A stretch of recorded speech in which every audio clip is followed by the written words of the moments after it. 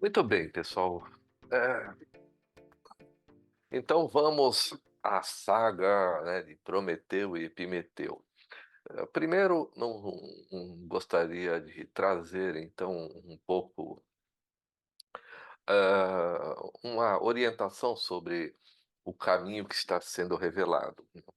Então, sabemos que Prometeu e Epimeteu são os 2 lados de uma moeda, e esses 2 lados dessa moeda se instalam na nossa psique individual, no coletivo humano em geral. Eh, se não olhar para essa dinâmica, nós perdemos a funcionalidade simbólica, né, porque todas as peças estão se movimentando, eh, em cima dos afetos ou sob os afetos, aquilo que sentimos o tempo todo, em todo lugar. Eh, Organizar na nossa cabeça, eh, analisando as pessoas, dentro dessa dinâmica, nos oferece então um sentido, descrito muito bem pelo Spitler e, né, o Jung se advoga, fazer uma análise desse projeto humano, sob todas as fontes possíveis. E ele usa esse livro.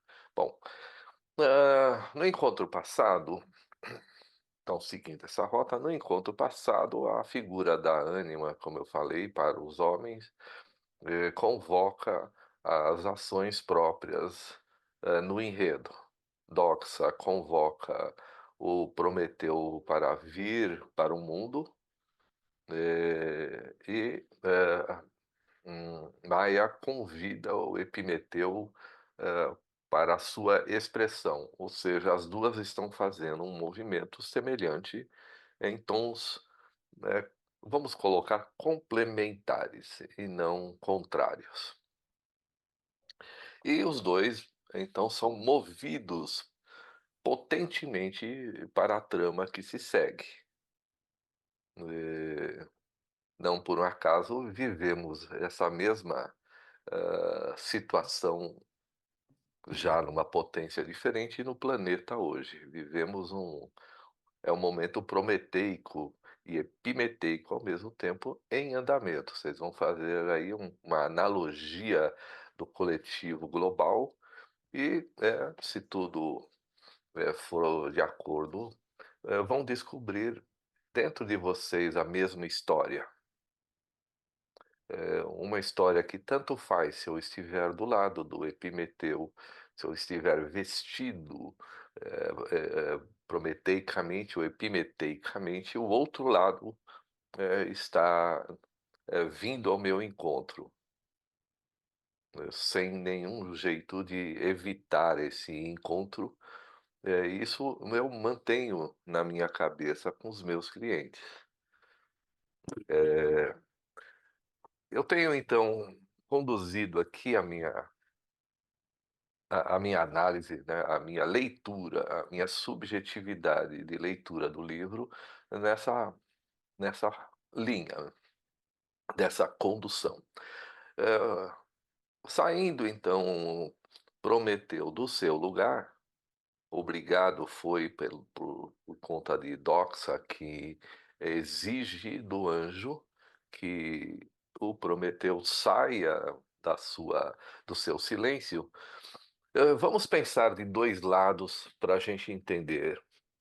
Então veja, do lado epimeteico, ele é o rei, sendo o rei, é ele quem pensa o mundo à sua volta, como todos os reis, todos os CEOs, todas as pessoas que contemplam esse papel.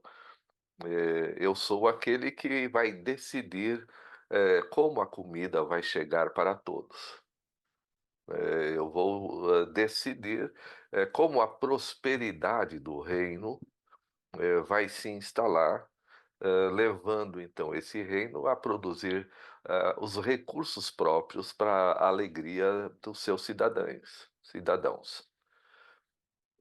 Do outro lado, então, Prometeu reage contrário a esse movimento. Ele diz: "Não vou participar disso. Estarei empobrecido na minha situação e feliz, porque é só o que eu preciso. Só necessito dessas poucas coisas, e declino, né, me afasto do ser humano". É quase, se nós olharmos bem, uma atitude de egoísmo da parte de Prometeu, na medida em que ele não se interessa pelo que acontece com os seres humanos em geral. Eu só quero saber de mim. Mas a ânima, no caso a alma, uma expressão mais imponente sobre o próprio Prometeu, né, lhe tira os filhotes do leão e os filhotes do cão. Eh, o que nós já vimos lá atrás significa que dali, dessas 2 estruturas, não sairão, não se desenvolverão seus filhotes. Pessoal, hã, qualquer um de nós aqui tem à sua frente, e todos sabem disso, situações que têm carga afetiva. Animais, como cães e gatos, essa ênfase, eh, como cães e gatos, entes queridos, e todas essas relações são bastante conduzidas pela intensidade dos vínculos. Ninguém consegue ficar sem sentir nada. Não é possível. Se você não sente nada, né, nem está vivo. Significa que não existe uma história a ser contada. Então toda a história contada é conduzida por afetos. Os afetos vão, tonalizando a força dos encontros, para mais ou para menos. E é isso que a alma então vai sugerir, em andamento, para o Prometeu. A alma aqui, que é a dona do Prometeu, também se manifesta aqui na forma de Doxa e na forma lá de Maia. É uma força arquetípica da natureza que se instala sobre todos nós.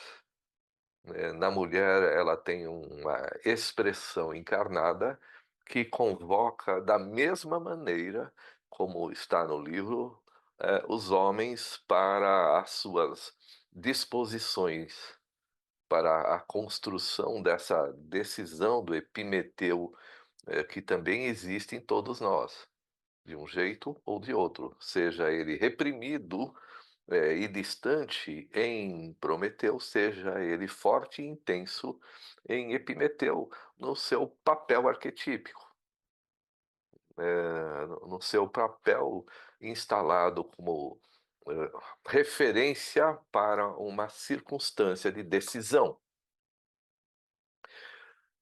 Bom, seguindo essa rota, estão acompanhando? Então, seguindo essa rota, agora Prometeu se desenvolve em torno, dos trajetos das passagens que ele tem que fazer até chegar à terra de Epimeteu. Ele sai da sua terra e vai em direção à terra de Epimeteu. Eh, Se nós olharmos, insisto aqui, do ponto de vista, não é, psicológico, dentro de um Epimeteu, vem vindo na direção da sua personalidade interior um Prometeu, e vice-versa. Dentro de um Prometeu, vem vindo na direção do seu, interior um Epimeteu. Eh, as pessoas me perguntam: "Mas então, o tipo psicológico muda?", né. Não, não muda.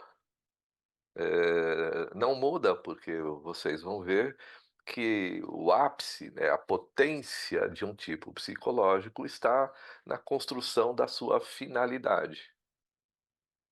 Eh, então devemos supor que dentro do indivíduo, quando essas forças estão em andamento, elas estão chegando a algum tipo de acordo. Eh, eu digo aqui para os meus clientes, né, fiz isso essa semana, como faço, e o meu cliente falou: "O quê? Pessoal, nós estamos diante de pessoas, que entendem, na minha compreensão, uma dinâmica na vida que foge do raciocínio intelectual e racional, foge. Então eu disse ao meu cliente, "Olha, meu querido, eu digo que quem vota no Bolsonaro quer o Lula, e quem vota no Lula quer o Bolsonaro". É claro que o indivíduo literalizou isso e ficou enfurecido a seu modo. E ele diz: "Mas como?" Eu digo, pessoa que conhece um pouco dos conceitos, muito pouco, mas conhece. Eu digo, Bolsonaro age com uma atitude conservadora. Na psique, então, dele, ele precisa resistir a qualquer ação que sugira uma mudança no status. É o que vai acontecer com Epimeteu, já acontecendo. Epimeteu, então, resiste à mudança no status. Então, aquele que se alinha com esse status teme, dentro da sua personalidade, que o aspecto prometeico, suba à superfície da consciência. Do modo contrário, temos o mesmo, o aspecto progressista, né, se confronta com uma ordem estabelecida. E vocês vão ver isso na continuação do livro. Se confronta com a ordem estabelecida e quer desmontar essa ordem estabelecida. No entanto, para que o equilíbrio seja atingido, as duas partes precisam chegar a um acordo. Acordo esse que pode ser simbolicamente instalado dentro de cada um de nós, motivo pelos quais os nossos clientes vão estar, sem dormir por conta de um lado, mas também sem dormir por conta do outro lado, e eles acham que estão sem dormir, numa preocupação de fato expressa no exterior. Só que não, a a falta de sono, o mal-estar está no interior. Eh, se vocês entendem. Então o lado mais progressista, está tomado como um Prometeu, né, por um projeto mal desenhado. Porque se tivesse desenhado, pessoal, o acordo seria mais claro. É só vocês escutarem as falas, e vocês vão ver que as falas, não têm uma estrutura muito bem definida. Da mesma maneira que o outro lado, ainda instalado, né, no poder, percebe que alguma coisa está desmontando dentro da personalidade, né.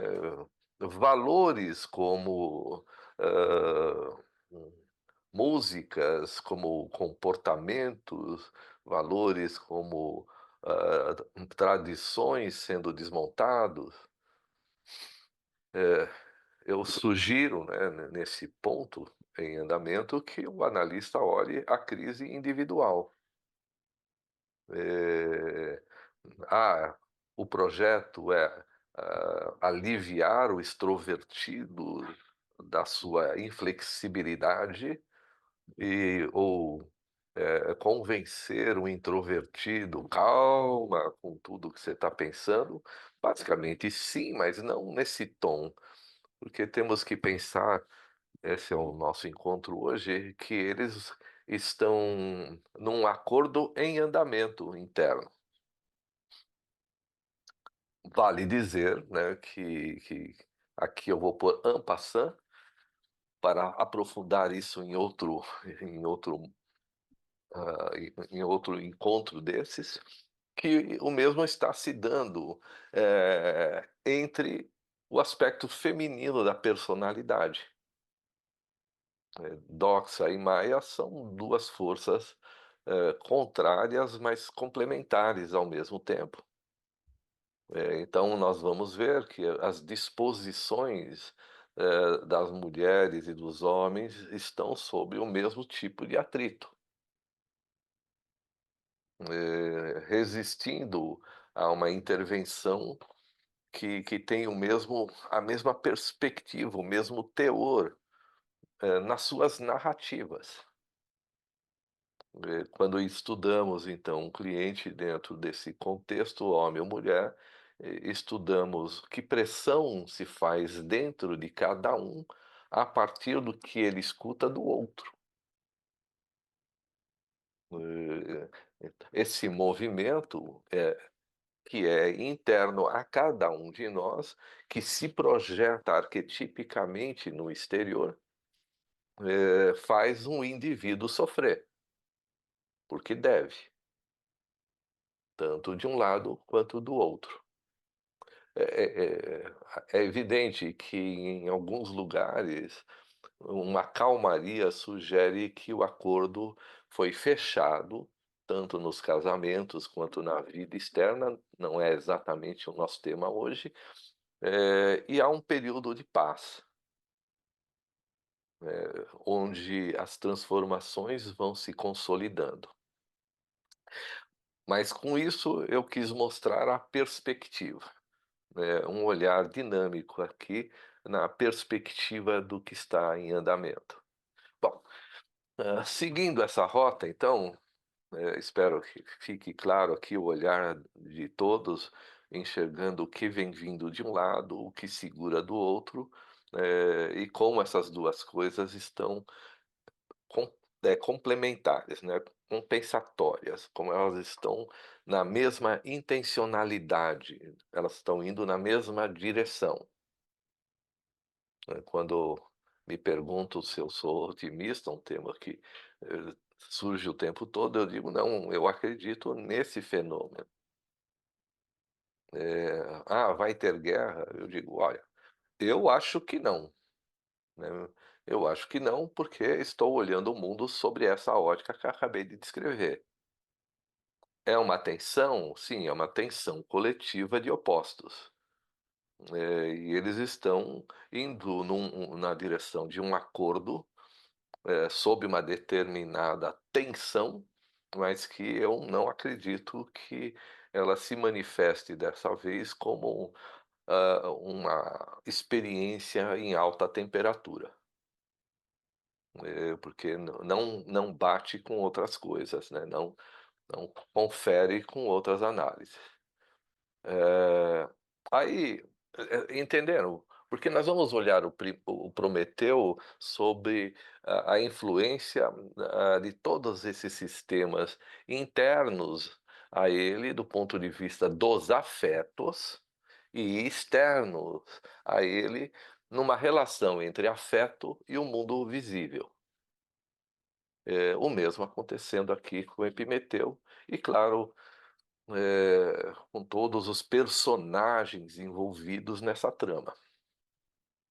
Bom, então vamos lá, seguindo essa rota, então Prometeu é convocado, né, convocado a se instalar na sociedade humana.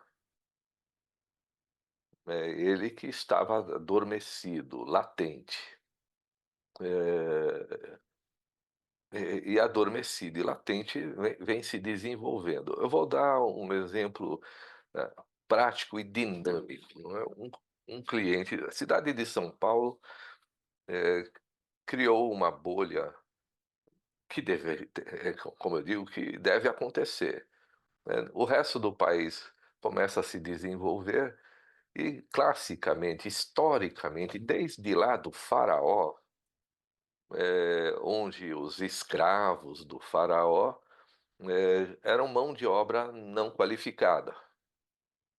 Eles não eram nem soldados, eh, não eram arquitetos, não eram escrivãos, escrivas. Então tinham que ficar amassando barro com capim, fazendo tijolos.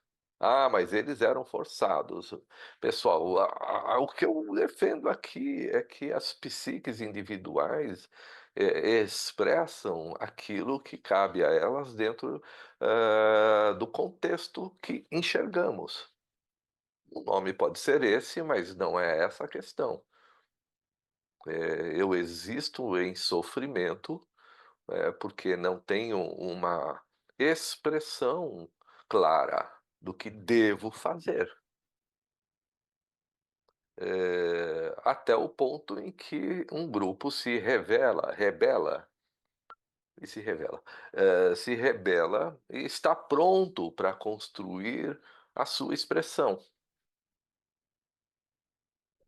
É o que nós vamos assistir em Israel e Palestina e tudo mais. Bom, então, é a mesma coisa então que acontece em São Paulo. Mão de obra não qualificada na construção civil está acabando. E aí quem está fazendo reforma em casa percebe que os preços subiram ao triplo. Porque quem ficou, quem vai ficando, agora tem um comportamento, tem uma vida mais estável e mais consciente das suas necessidades. Então, para fazer por R$ 150 o dia, não vale a pena, não vou fazer. Não é só na construção civil, não. Ah, não, por esse preço não faço. É claro que o aspecto conservador, não é? Vai dizer: "Ah, esse povo é cheio de mimimi, nem". Eu falo: pode ser, né, mas não é o que eu vejo, né. O que eu vejo é uma força, de prosperidade em andamento que diz: por isso não dá". Eh Pessoal, se isso fosse organizado, vocês imaginam então, eu brinco com alguns clientes que precisam de mão de obra não qualificada, eu brigo: "Bom, você deve ter um grupo na internet, se você procurar, que é extremamente eficaz, porque consegue convencer 70% dos jovens dessa premissa". Eh, então esse grupo é melhor pesquisar onde eles estão, eh construir uma agência secreta nos Estados Unidos para ver onde esses grupos estão instalados, que eles estão solapando as bases do poder. E eu digo: "Não, não é assim". Em defesa disso, cada geração vai propor à geração seguinte, um desconforto a ser solucionado. Se isso fosse racional, nossa, seria uma maravilha. Eh, Essa tensão nunca vai ser racional, mas, como a gente vê, quanto e esse não é o nosso tema hoje, mas quanto mais consciência se tem, mais esse estranhamento fica, eh, levado a uma condição de diálogo e menos de um embate físico. Também não é o nosso tema hoje. O nosso tema é esse: enxergar esse trecho que eu estou pegando, do Prometeu e Epimeteu, onde Epimeteu está numa situação, Prometeu na outra. E eu estou fazendo aqui um desenho para todos olharem para essa situação, individualmente e na perspectiva do encontro. Eh Oi, Su. Uma situação, então, constante em todos os aspectos da vida da gente como humano? Sim, o tempo todo, Su. O tempo todo, o tempo todo. Acorda e dorme sob essa tensão o tempo todo. Eh, Porque aí vocês vão ver que tem outras peças muito bem descritas. O Carl Spitzer, ele é bem poético, mas ele não é original nesse tema. ele montou de uma maneira muito legal, mas ele não é original. Outros já o fizeram com com um simbolismo muito mais competente, e com uma disposição simbólica mais clara, né, isso a gente estuda lá em alquimia. Mais clara significa eu entendo a força, eh, o impulso dessa transformação. E entendendo o impulso dessa transformação, negocio, com clareza em mim, o impulso. Ou nos contos orientais, principalmente, ou nas religiões orientais, que expressam, né, um uma negociação mais cadenciada sobre isso. Então o Oriente, ele tem um freio para as transformações, enquanto que o Ocidente tem um acelerador para essa transformação. É uma metáfora que eu uso regularmente nos casamentos. Todo casamento tem um lado extrovertido e um lado introvertido. É só vocês olharem com carinho, vocês vão ver que tem um lado que acelera a relação e tem um lado que freia a relação. O que eu proponho nas terapias de casal é um acordo, que não é fácil de ser atingido, né. Os primeiros anos ou meses de terapia é uma guerra secular, né, bomba para todo lado, tiro, os casais quase se matando.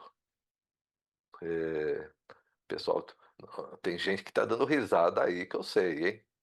Eh, então vamos em frente, que essa é uma situação visível, e espero que eu consiga transportar para vocês um acordo em andamento, pelo menos do lado nosso, conscientes dessas tensões. Bom, então vamos lá, porque o nosso personagem hoje, hã, né, entre tantos, mas é o cão. É o cão porque o Prometeu está indo na direção da sociedade, acompanhado pelo cão e também pelo leão. Não é a nossa peça ainda o leão, ele está lá para trás, vamos, destacar o cão. Eh, e eles estão fazendo um trajeto, como eu disse, se relacionando com a natureza.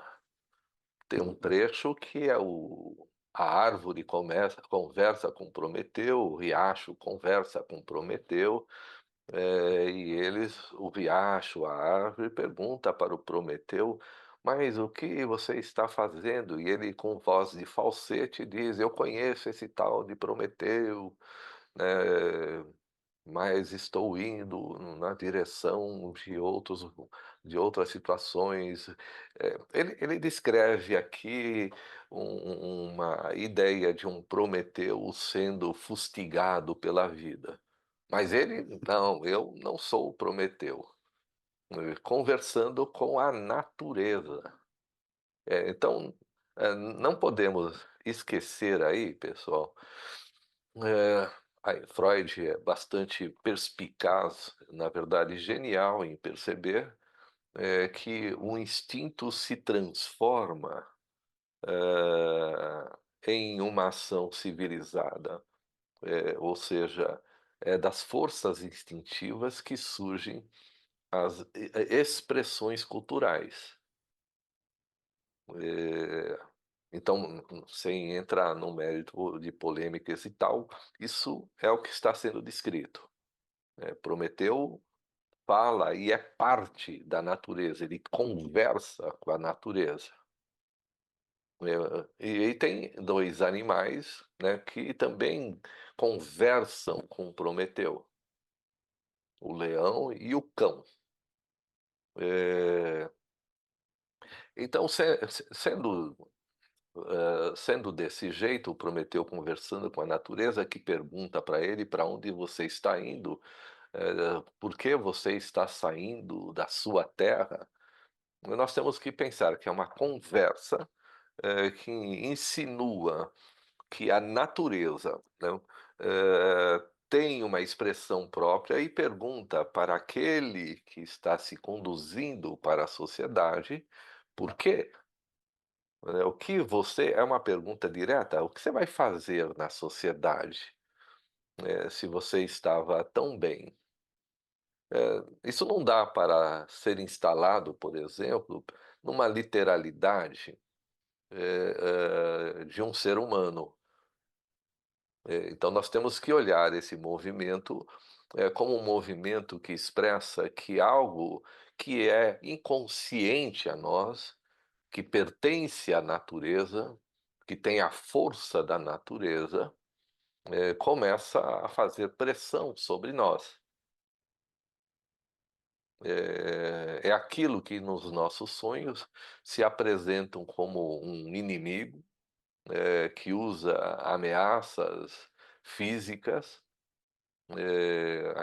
aquela pessoa da qual eu tenho receio, e que me rouba, né, os clientes podem sugerir isso, principalmente as cenas de uma espécie de adultério, né, aquela pessoa que eu gosto, de repente sai e vai com outra pessoa embora. Aí, se a pessoa for casada, você acorda, olha para o lado, a pessoa está lá e você fala: "Puxa, ainda bem que ela está aqui ainda". Veja que essa cena é muito comum, eu diria que todo mundo já, viveu isso, a perda de alguém no sonho que depois, quando a gente acorda, vê que aquela pessoa ainda está viva, ainda está presente e você se alivia. Eh, então, essa é a natureza da psique, né, que acompanha a criança, né, a criança gosta, de se relacionar com a natureza intensamente, e a sociedade impõe à criança, um movimento hoje que vai criar uma consequência lá na frente. Retira a criança da natureza e impõe a criança dentro de uma severa educação racional. Eu sugiro sempre que, se a criança não entrar em contato com esse mundo imaginário, né, com os passarinhos que conversam com a Cinderela, com os animais que conversam com os feiticeiros, então você perde, né, cria uma linha muito fina com o inconsciente. E aí vocês vão ver que isso deriva, numa espécie de pacto com o mundo, entre aspas, que é. Eu não vejo as forças do inconsciente, as forças da natureza agindo em mim, né. Eu acho que o outro é de fato o meu inimigo e tenho que me confrontar com ele, porque ele urinou na minha terra. Ele foi lá e disse: "Esse terreno é meu". Aí não tem jeito, eu vou ter que convidá-lo a trocar tapas até a morte. Eh, porque, são forças instintivas. Então o leão e o cão aí fazem parte, o rio, o Prometeu, está ainda num estado de contato com a sua natureza interior. Ele não está seduzido por Esas e Hades. É isso que eu quis descrever agora, né. Ele não está seduzido por Esas e Hades. Enquanto que o Epimeteu, né, agora só vê o mundo externo, não vê mais o mundo interno, e o mundo externo tem que ser convincente para o indivíduo, né, pagando para ele se manter no mundo externo com prazeres próprios do mundo externo. Pessoal extrovertidos e introvertidos. Nesse trajeto, então, que Prometeu está fazendo, eh, o cão é um trajeto cansativo, é um andar sem fim, é uma jornada, né, é uma espécie de, ida para uma Canaã, que tem a mesma simbologia, é uma ida para Canaã. É um trabalho que desgasta, que cansa as forças da natureza no indivíduo, onde o indivíduo vai se, enfraquecendo, fisicamente falando, em muitos casos. É como se nós pegássemos aqui, nessa história que eu estou contando, essas mãos a mão de obra não qualificada, que foi vivida por gerações. Até que, essas pessoas, né, essas gerações vão trazendo os seus personagens, né, os seus herdeiros, para uma sociedade, instalada. E aí a força, né, material se faz e o preço da mão de obra sobe, né, porque eu também quero participar da festa. É essa cena que está em andamento.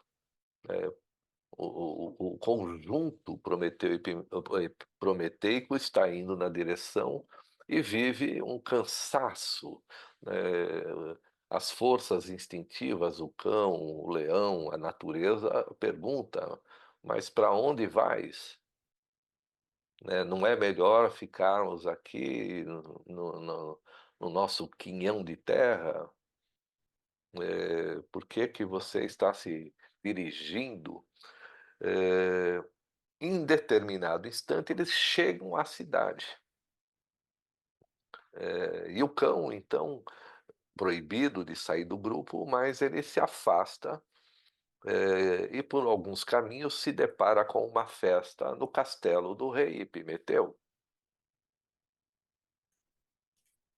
E colocando a cabeça, olhando, para esse castelo, né, para essa festa maravilhosa, há um momento em que todos dançam, alguém canta uma música afetuosa, o cão então fica sensível, se entristece profundamente.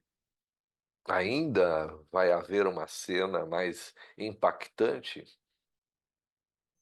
quando ele, né, o cão então se depara, com um beijo entre a rainha e o rei, um beijo terno, um beijo afetuoso, aquecido, e nesse instante o cão se entristece e vai às lágrimas, e desse jeito se aproxima de Prometeu, eh, chorando copiosamente diante do que tinha visto. E ele diz: "Por que choras, cão?". E o cão diz: "Eu choro a felicidade alheia". Veja que aí o cão tem, como eu sugeri, ele tem essa passagem que eu pelo menos concordo, seguindo a teoria junguiana, e isso que eu estou expressando. Vejamos, o ser humano, grossamente falando, tem em relação aos animais um estado instintivo de confronto. Então eu mato o leão, tem um filme que eu não me lembro o nome que fala disso, né, que fala de fazendas, de reprodução de leões, né, que, ensaiam, né, que teatralizam uma caçada. Então solta um determinado leão, criado em cativeiro, que não tem nenhum instinto de defesa, e ele vai ser morto facilmente, né, porque não tem não aprendeu a lidar com a sua natureza. Então a natureza desse leão ficou humana, servil, para pessoas tirarem então fotografias com o pé em cima do leão morto. Isso acontece muito na África do Sul. onde tem orfanatos de leões.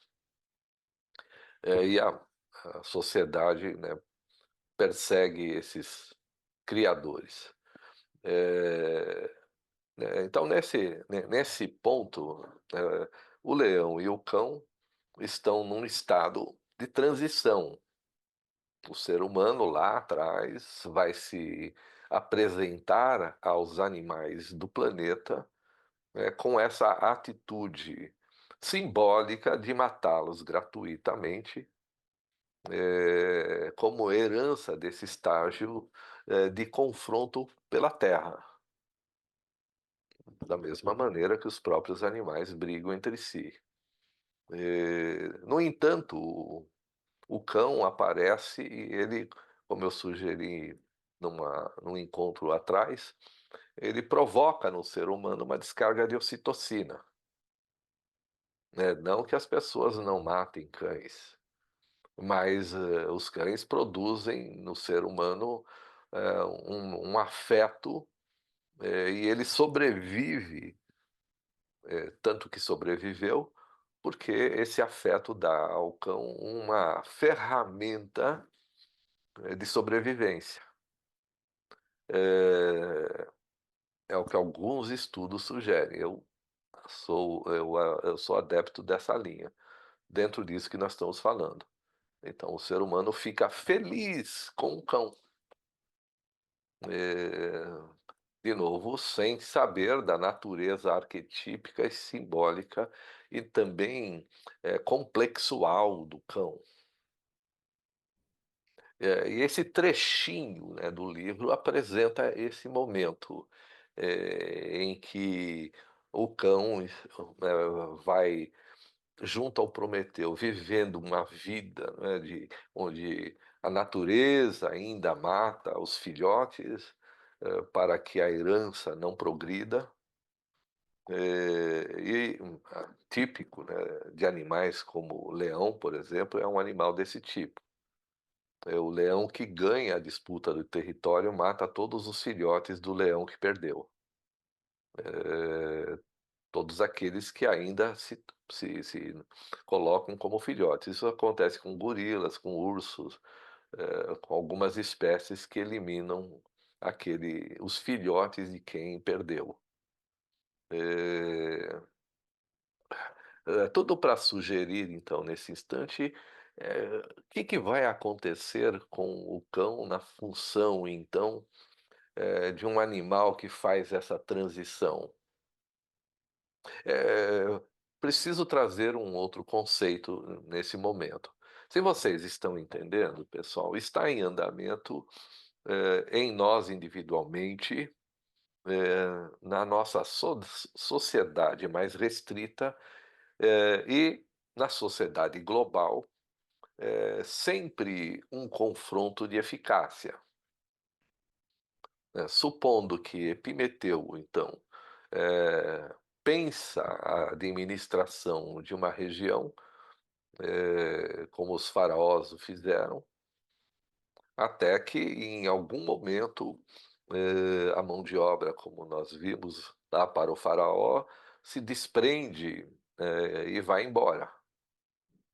E aí o faraó ficou, né, tendo que pagar mais para outros povos, menos afeitos a se submeter. É uma cena que se repete infinitamente. Eu digo, não sei o que é infinito, mas isso é infinito. Onde uma força, se desenvolve para ocupar o lugar daquela, né, que se tornou obsoleta. Aquilo não serve mais e eu preciso ir na direção de uma renovação daquilo. Não por um acaso, não é, pessoal, sigam o cão, eu estou seguindo o cão, mas, eu também estou colocando no entorno desse cão, a expressão, a humanização do cão ao sentir que há uma felicidade alheia, que ele gostaria emocionadamente de viver. Esse cão está dentro do Prometeu. Ele é esse elo entre a natureza, e o humano. Então o cão, ele é parte daquele que tem o cão, ou daquele que tem o gato, né. Cadê a Isabel? Ah, tá ali no cantinho.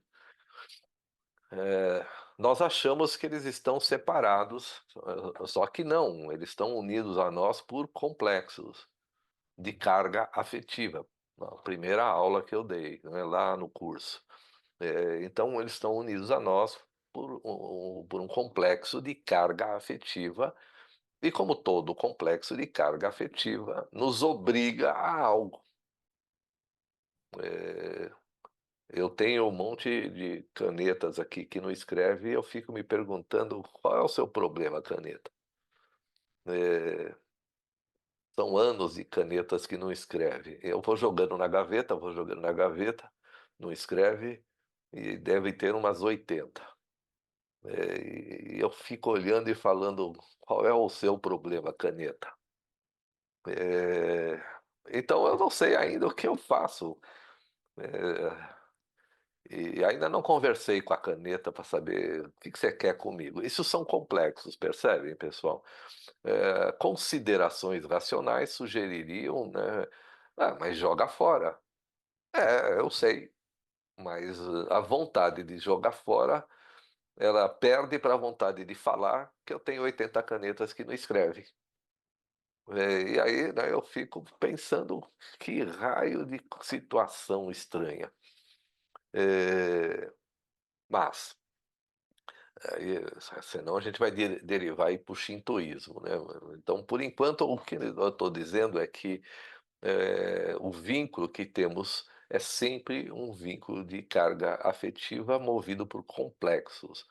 Mesmo o gato, o cão, o passarinho ou o leão. Mas o cão tem esse critério único de força complexual, que traz uma emoção que só ele traz. Nenhuma criança traz a emoção que o cão traz, e esse é o foco que eu estou sugerindo aqui, né, um foco que sobre a caneta, qual é o seu problema? Mas você não é, o Edu. Eu também pergunto isso, eu pergunto qual é o problema dessa caneta. Não vou entrar no mérito das opções que tenho na minha reflexão, não vou entrar no mérito. E se tudo correr bem, uma hora eu vou falar sobre isso. A gente conhece bem o Edu, ele deve estar se perguntando, e Marcos, e o seu problema, qual é? Que não pode ver as canetas, para guardar esse tanto de caneta. Nossa, Suzana, como você está sensível. Suzana é afiada demais, né? Não Pô, é, Edu? Olha, você devia usar isso no seu mundo. Bom, vamos lá, pessoal. Sabia que ia sobrar. Em Não, boca você, fechada não entra mosca. não vamos. Você me faz ter ideias. Vamos voltar, senão eu perco o fio da meada aqui. Mas É, então, então, deixa eu perguntar uma coisa relativa a isso que você está falando. Você tá. está dizendo que todo instinto é introvertido. E essa relação do Prometeu com o cão significa que ele está mudando esse instinto para outro? É isso? Não, não, eu estou dizendo que toda a força instintiva é inconsciente. Certo. Então, É, ele não tem consciência do objetivo, falar com o cão. Estou entendendo. isso. É. Tá. Então toda a força instintiva é inconsciente. Aquilo que se torna consciente, fica, vou usar um termo que não é correto, mas que pode ser dinâmico aqui, fica defendido pelo extrovertido. Então, o extrovertido é aquele que funcionaliza o que se tornou consciente. criando, então, todos os movimentos possíveis, sobre aquilo que se conscientizou.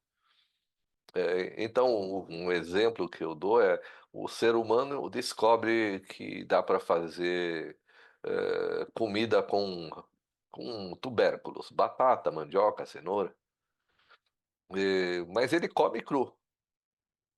A partir do instante que ele come essas coisas cruas, isso se tornou o domínio da consciência. E o extrovertido transforma isso, numa ampliação, numa amplificação. Eu apresento ao mundo, até o momento em que pode ser até um extrovertido, como nós vamos ver, diz assim: "Não aguento mais comer batata. Nossa, mãe do céu, batata de novo. Ah, não". Eh Nesse instante, o inconsciente, já pressiona, que esse é o momento que o cão está sugerindo, pressiona a consciência. Tudo aquilo que naquele instante poderia ser conscientizado da batata, se esgotou. E alguém diz: "Não é possível, tem que fazer alguma coisa diferente com isso". Claro que o fogo é uma descoberta fundamental para as consequências dessa pergunta, sistematicamente. Todo mundo faz isso aqui, todo mundo diz: "Não aguento mais", de alguma coisa. Quando isso acontece, pode ser o casamento, pode ser, a educação que eu recebi, tema das terapias, né, então é isso que a gente diz. O nosso cliente diz: "Eu não aguento mais alguma coisa". Porque ela se repete, se repete, se repete. Então o inconsciente força na direção da consciência, essa entropia em andamento, essa bagunça em andamento. Porque aquilo que já está consolidado não oferece mais carga dinâmica. Eu preciso de um novo estímulo. Pessoal, na natureza, nós temos que entender que a espécie humana ela tem 200.000 anos, enquanto sapiens, hominídeos, 3,5 milhões de anos. Mas como sapiens, 200.000 anos. E isso é nada, né, para a natureza, que levou quase 3 bilhões de anos, um pouquinho menos, quase 3 bilhões de anos, para produzir o ser humano. Veja que a natureza faz isso. Depois que ela faz um bichinho lá, unicelular, e esse bichinho, desenvolve as trocas que pode, ele mesmo quer se desenvolver. Ele mesmo já perscrutou, né, já, locupletou aquilo que o cerca, e ele diz: "Deve ter algo ali". É o que as pessoas estão fazendo, por exemplo, com o Uber, com a a ansiedade de ir até Marte, que por enquanto é impossível. Eh então, o ser humano quer, como a natureza, investigar além, aumentar a consciência, ver o que tem depois, se cansar da rotina. Não aguento mais isso. E assim, o ser humano é portador, é veículo, de um embate entre o que é e o que quer ser. Voltamos aí à história Prometeu e Epimeteu. Só que, quando eu digo de Bolsonaro e Lula, eu estou dizendo: nem o lado que pode segurar a transformação, e nem o lado que quer transformar pode derrubar tudo. Então o acordo é: "Tá bom, eu cedo, né, que você transforme isso, e o outro lado diz: "Tá bom, é um bom acordo, por enquanto". Porque isso é a dinâmica da consciência. Então, respondendo à sua pergunta, o inconsciente é infinito. Que eu insisto, não sei o que é isso, mas sei que é assim. Ele é infinito, ele sempre vai forçar a ampliação da consciência, sempre. O Jung escreve a seu jeito, né, o inconsciente quer se conscientizar. E o jeito do inconsciente se conscientizar é fazer esse acordo constante. Quando esse acordo não acontece, de maneira adequada, por exemplo, ou seja, quando um sistema, eh, se esgota, a gente percebe que tem um genocídio.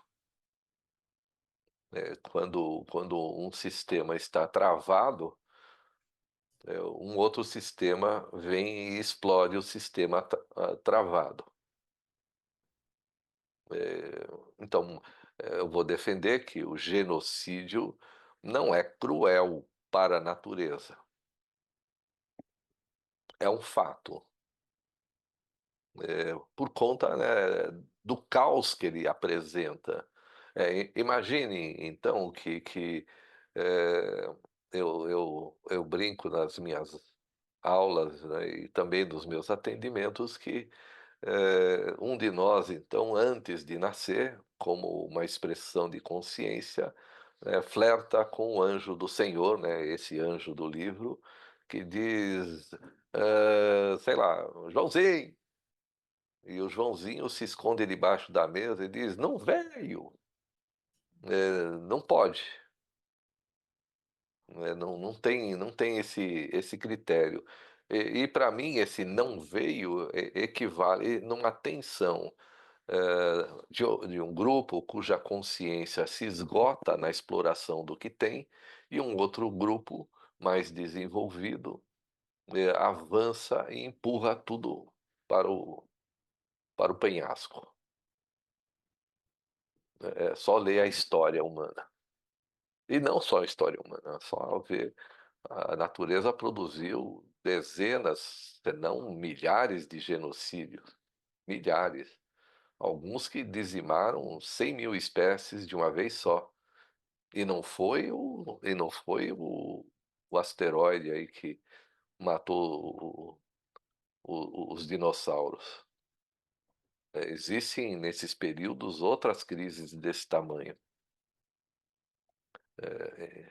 E se olharmos então como se fosse cruel, eh, também não é o nosso tema hoje, né, porque isso é uma projeção que a gente diz. Então não cabe aqui, né, discutir a natureza desse sentimento do indivíduo que acha que isso é cruel, né, porque a natureza não vai pedir licença. Se vocês entendem, né, é é isso que está que esses temas vão entrando em outras áreas, deixa eu voltar para o tema. Eu me empolgo e vou indo para baixo. Então nós estamos vendo que eu estou tentando desenhar a função do cão, simbólica, arquetípica na relação com o ser humano. Ele provoca um afeto, que liga o ser humano a ele. Mas vamos pensar assim, né, eu sempre tive um cachorro na minha vida, desde que eu nasci até hoje. Não teve um dia que nenhum dia que eu não teve um cachorro, nenhum. Eh, e o cão, então, ele tem uma característica dolorida, como os animais, ele morre cedo, quer dizer, cedo para quem vive muito. Então, sei lá quantos cães já morreram na minha vida, dezenas. E ele causa, então, sempre, não é, uma tristeza, como deve. Então eu fico triste, meu cãozinho morreu, meu gatinho morreu, mas o cão produz um impacto maior pela interatividade, né, ele é mais interativo. E eu tenho duas clientes, não é uma só não, tenho 2 clientes, uma que chora há 20 anos a morte do cachorro. Ela tá, me escrevendo, eu não tenho horário na agenda, eu vou indicar outra pessoa, mas eu gostaria, não posso atendê-la, não dá mais. Mas não é possível, do ponto de vista, de que ela chora o animal perdido. Não é possível. Que tristeza é essa que o cachorro cobria, porque quando ele morre, essa tristeza vem à tona e ela não substitui mais.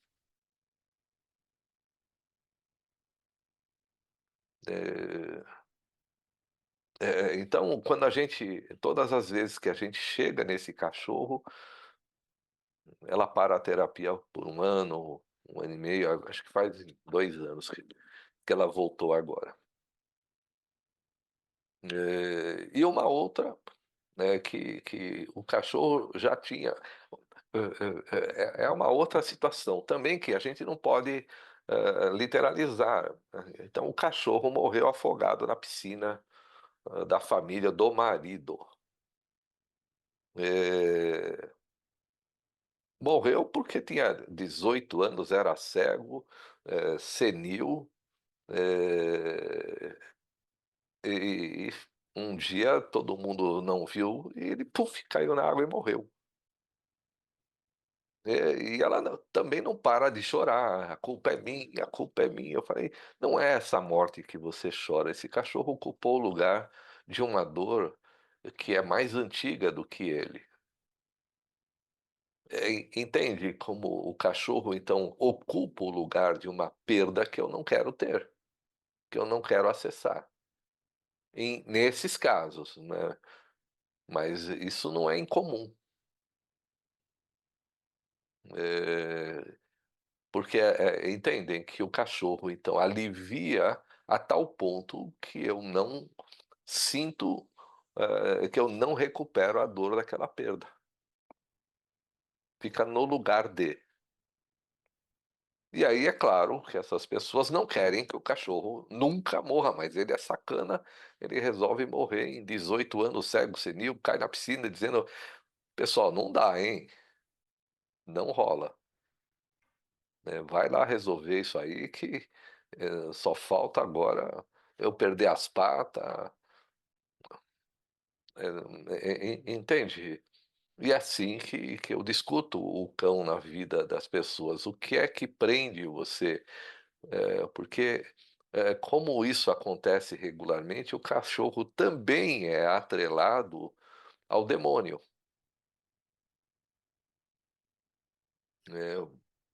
Pessoal, vocês já tiveram cachorro? Quem já teve sabe disso. Ele vai morrer cedo. 12 anos, mais ou menos, 10, dependendo do cachorro. Então parece que a vida produziu um animal sádico, né,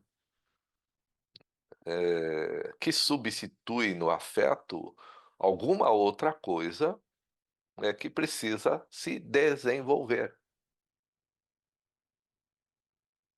Da mesma maneira que os nossos parentes, por isso que eu entendo que não é o ser em si, né, essa tristeza é que eu comungo de um vínculo que eu não quero que morra. Não é um "eu não quero", como se fosse uma decisão volitiva, não é: "Ah, eu não quero". Não, a gente estuda isso. Então é o que o cachorro do Prometeu, né, o cão do Prometeu está trazendo. É como imagem simbólica. O Prometeu diz: "Por que choras?" E ele diz: "Pela felicidade alheia". Isso está dentro do Prometeu.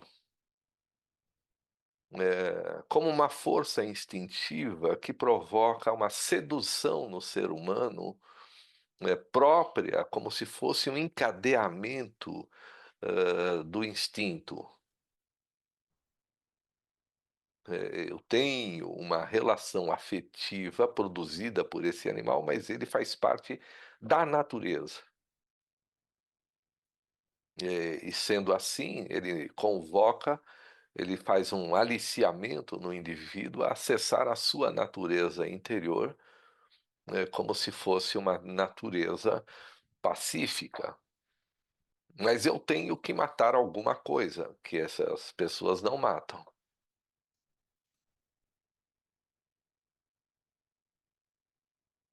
E isso não é incomum. Esses 2 casos são, para mim, 20 anos é um caso grave. Não faço a menor ideia, né, do que essa moça, uma moça não é mais nessa altura, do que essa pessoa, né, não quer viver, porque ela vive uma dor que não para, e ela não negocia essa dor ainda. Então tem uma felicidade alheia que eu não posso viver. É isso que o cão fornece, criando um drama agora no Prometeu. Quando o Prometeu, então, escuta o cão, eh, ele sente a dor do cão e agora tem um outro inimigo. Por isso que eu trouxe esses 2 casos qual é um outro inimigo? O meu pensamento.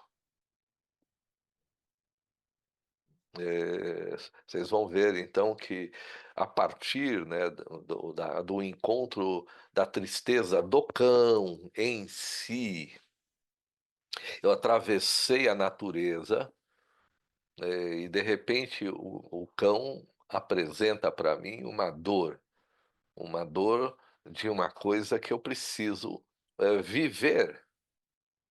É um primeiro indício aqui do encontro do debate interno do Prometeu. O cão apresenta: "Olha, tem um mundo legal lá fora".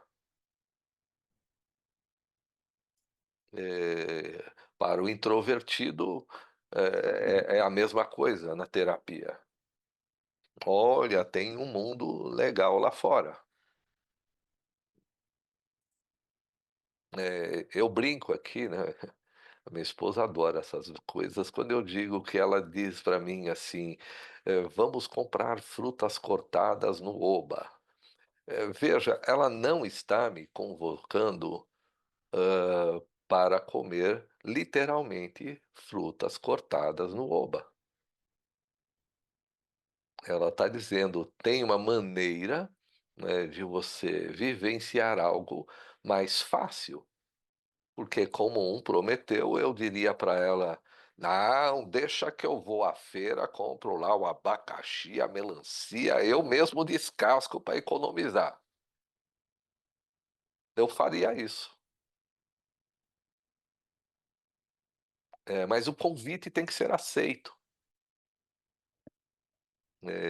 Então ela fica feliz quando eu digo: "Amanhã é dia, né, amanhã é dia de ir ao Oba". "Ah, é, vamos ao Oba". E eu não estou brincando, eu estou dizendo que quando ela me convida eu tenho que aceitar, porque algo está em andamento.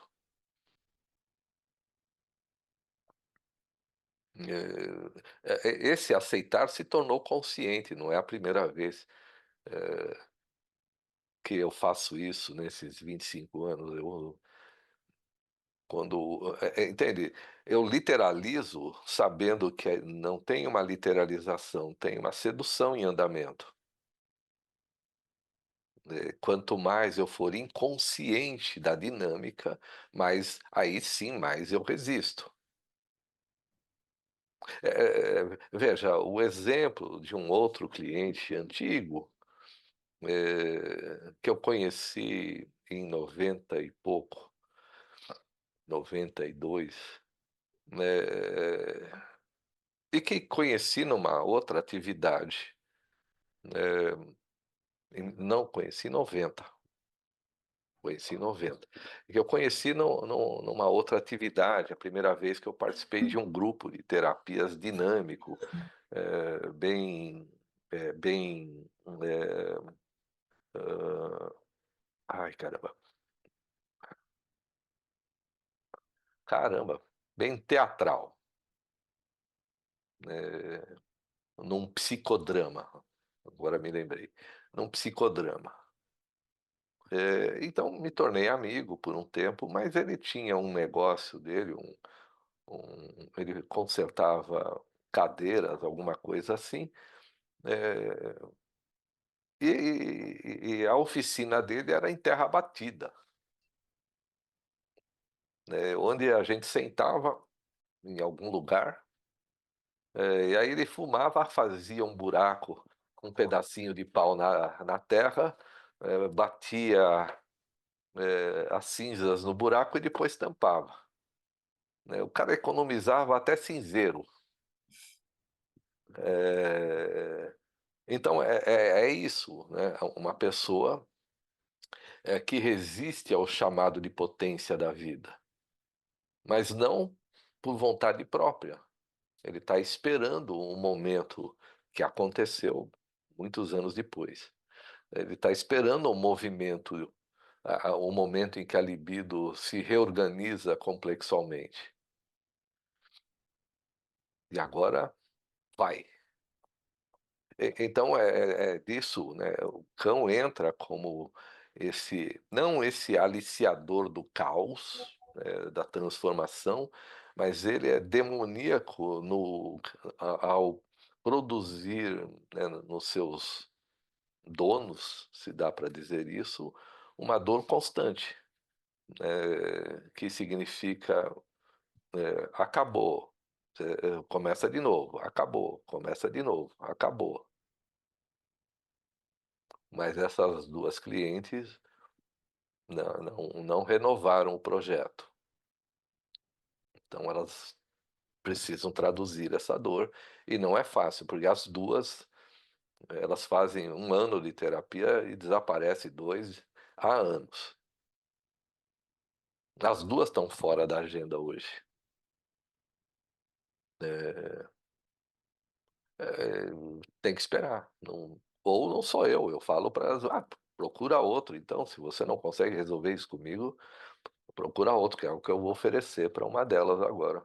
Então não sou eu, simples assim, mas vai procurar,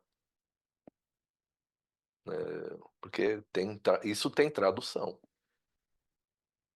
Eh, entendi que o cão então aí é esse agente, não é, que acalma o ser humano frente aos instintos, mas ao acalmar o ser humano frente aos instintos, também traz uma ebulição, por isso que é caótico. Eh, então uma mudança do que deve ser. E, ato contínuo, o Prometeu começou a ter 1000 pensamentos, ele não dorme mais, né, seduzido, para o mundo material. No budismo tibetano, eles dizem assim, que a alma não quer encarnar, então ela resiste à encarnação, mas a alma tem sonhos eróticos. E a alma fica vendo, né, casais se relacionando, sexualmente e ela fica: "Ah, meu Deus, será que isso é verdade?".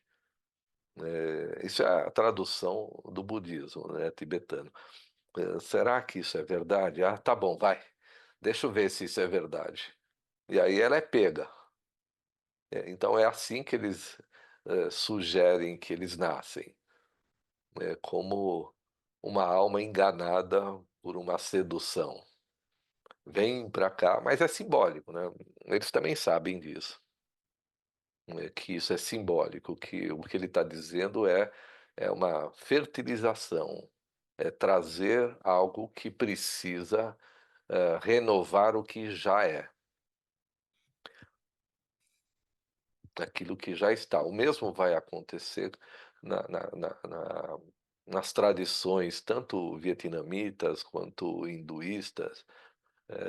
Essa cena ou até a grega, né, Urano e Gaia vão lá e Cronos resolve instalar o tempo para a espécie humana. Eu sempre brinco também com isso, mas quem é que teve, quem é o panaca que teve essa ideia para contar essa história? Da onde o cara tirou isso? E não é que todo mundo acreditou até hoje? Então são estruturas da psique, são arquétipos que eles se reapresentam, reapresentam, reapresentam com o mesmo fim. Então, pessoal, nesse instante, eu montei todo esse teatro aqui para entendermos que o Prometeu é um ser humano que está num estado de resistência, não porque quer. Um outro exemplo de um pai que é muito comum esse exemplo, de pais que fazem terapia porque tem gêmeos, mas a mesma atitude produzida a mesma atitude produzida pelos dois tem respostas diferentes dos pais. No caso da mãe, ela vai dizer: estou ficando louca porque, né, puno o meu filho duramente quando ele faz isso, mas quando o outro faz a mesma coisa, eu digo para ele: qualquer hora eu te pego, mas não faço nada. Eles são gêmeos, fazem a mesma coisa e a minha resposta é completamente diferente. No caso dos pais, é o inverso. Eles vêm dizer para mim que meu filho é lesado. Eu falo: por quê? Ah, porque ele arrasta o chinelo, né, demora, senta no sofá, assiste o desenho comendo sucrilhos, e o outro já sai chutando bola. Eu falo: não, eles são normais, os dois, não tem problema nenhum, não. É que um é para fora e um é para dentro. Então você vai ver que eles vão ter respostas diferentes para o mesmo evento. E se você se conscientizar, essa história é bem legal, mas se você se conscientizar disso, eles vão poder se desenvolver em paz. Eh, Ô, Marcos, fiquei curiosa. Gêmeos em geral. Giovana, buongiorno! Buongiorno, como stai? Gêmeos em geral são um para dentro e um para fora? Tem isso? Ou é É pura, uma sei lá? regra? Não, acho que Não, não. não necessariamente, né? Não, Ah, não, acho que não, Giovana. Eu trouxe esses três, são três casos com esse perfil, em que os pais viram tendências diferentes das crianças e acharam na sua concepção que a certa era o que eles achavam que era certa e o que é errado é o que eles achavam que era errado. E em todos os casos eles entenderam que cada um é um, né, que não tem entendi. nem, né, não tem nenhum com defeito ou o outro é acertado. E o futuro mostrou que se deram bem. Eles estão, hoje eles têm 16 anos, todos eles. Eles são mais ou menos da mesma época, 16, de 14 a 17. É, mas é para dizer que o que eu vejo e que me afeta está afinado com, com um confronto do que é ou com uma defesa do que é.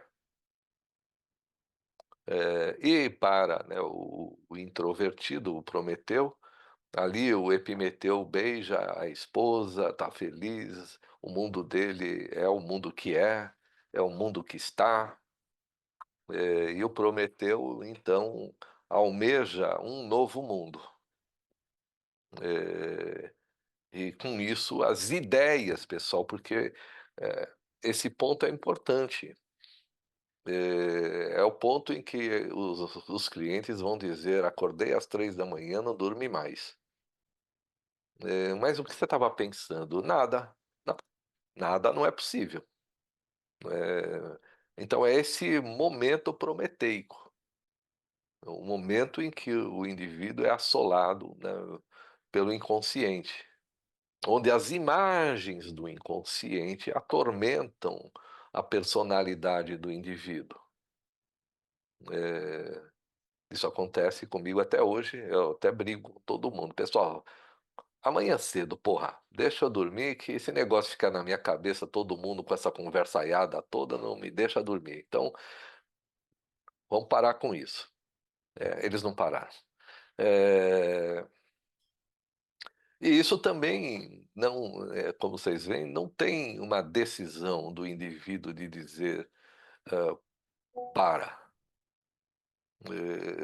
Não por um acaso, ao raiar do sol, isso para. E aí a pessoa vai dormir, não por acaso. Quando a noite então termina, quando o cão, se acalma, a pessoa descansa um pouco. Eh, Pessoal, eu estou tentando construir aqui várias peças, se vocês entenderam a dinâmica, como ela é inevitável. Nesse caso, eu peguei o cão como símbolo, como um recurso arquetípico, que se instala também com uma espécie de literalidade e que a gente estuda no simbólico, estuda como uma função, que produz no ser humano as angústias próprias dessas funções todas. O homem para a mulher para o homem, o filho para a mãe, o marido, o vizinho, são todas estruturas, arquetípicas, que se estão na nossa frente é para serem narradas.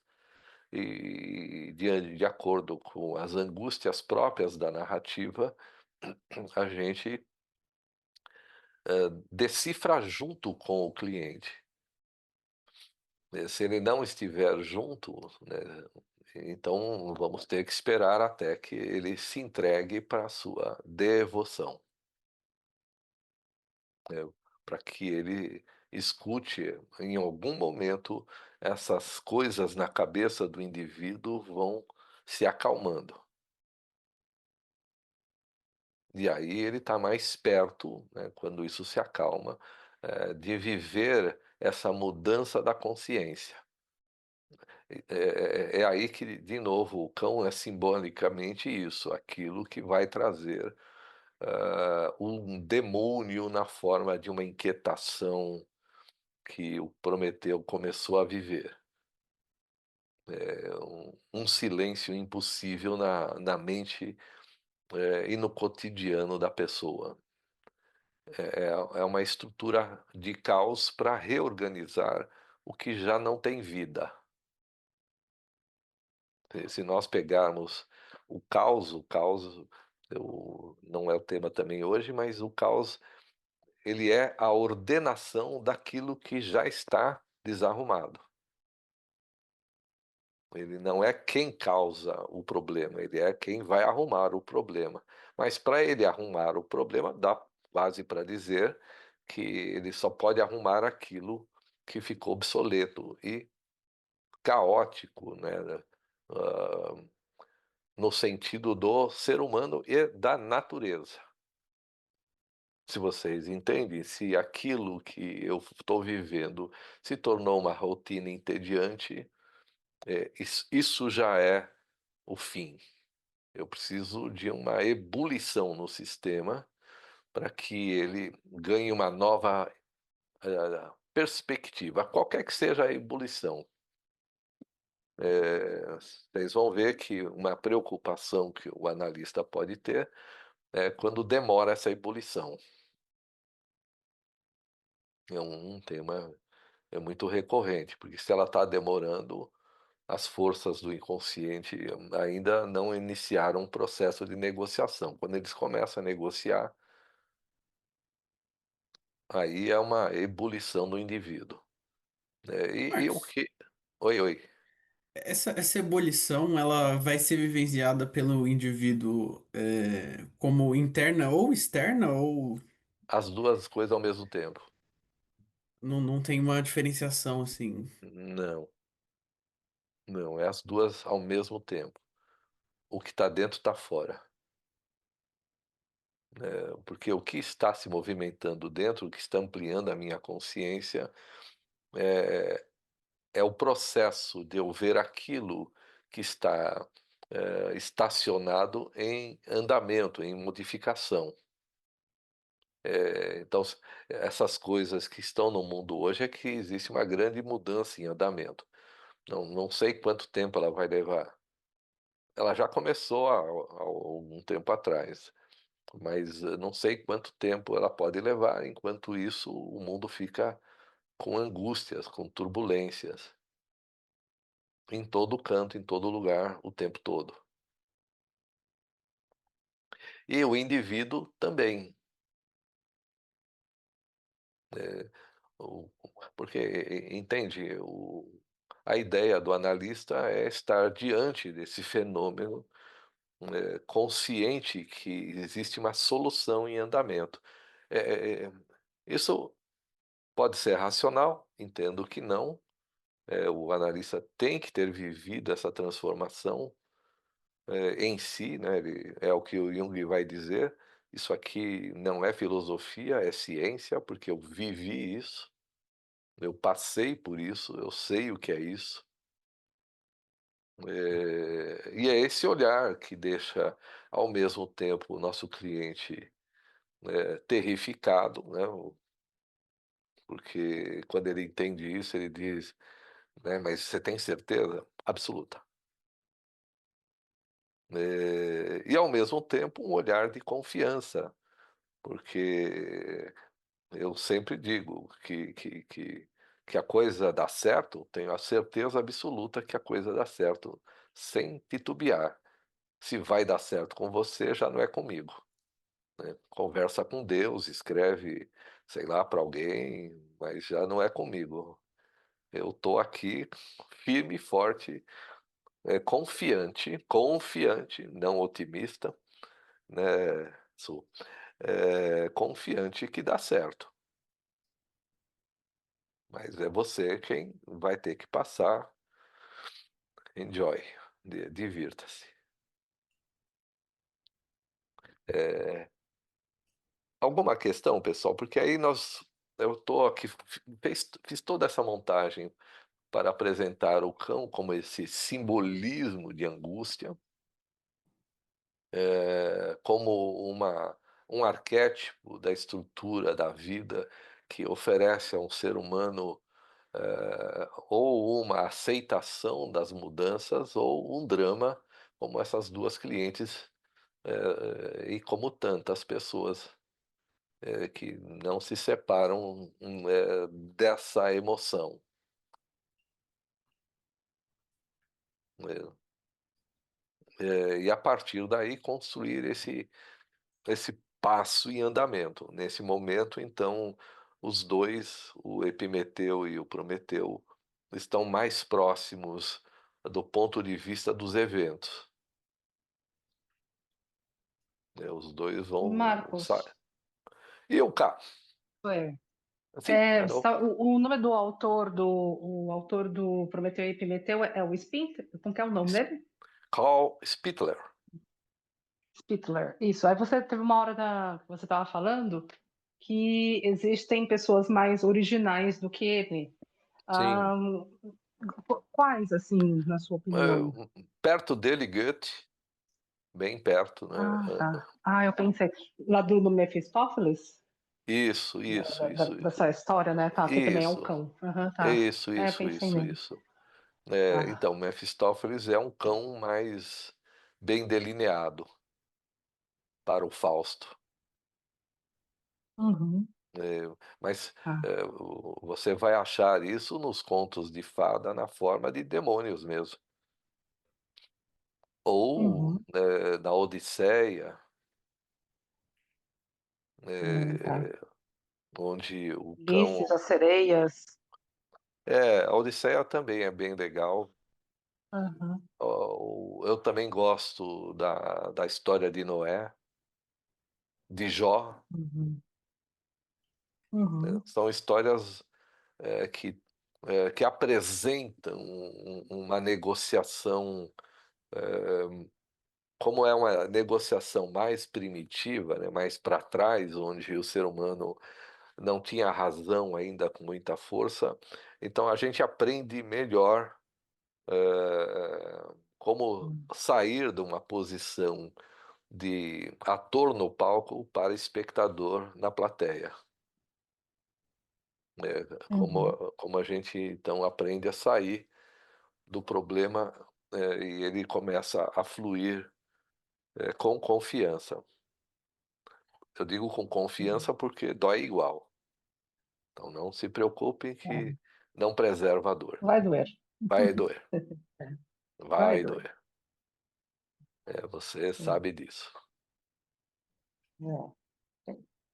É, e dói, né, não porque nós não temos nenhuma relação com a dor daquilo que nos causa.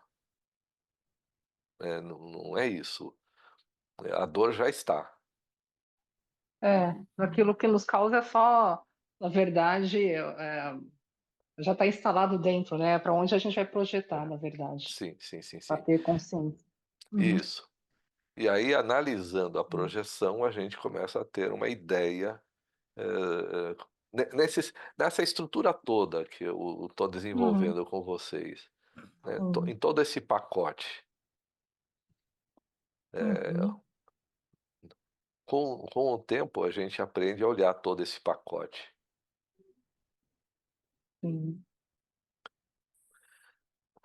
Questões, pessoal? Porque eu paro, né, na festa do Epimeteu e na mente perturbada do Prometeu, e que foi o cão que ligou uma coisa à outra. É um agente demoníaco para os dois lados, se vocês começarem a olhar melhor. Então ele é chamado cão do inferno porque tem uma história, como dessas duas clientes, mas vocês vão ver que essa história ela se repete.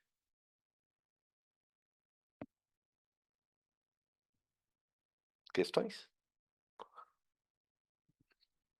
Boa tarde, Luciano. Eu não falei boa tarde para você.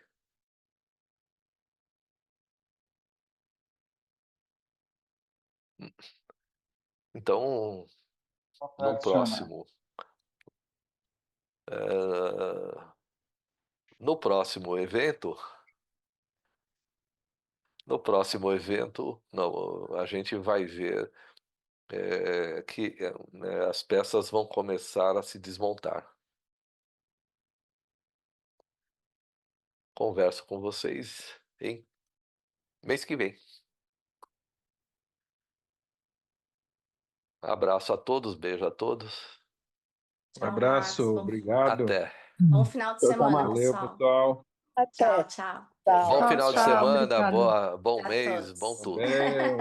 Tchau, tchau, Tchau, pessoal. tchau.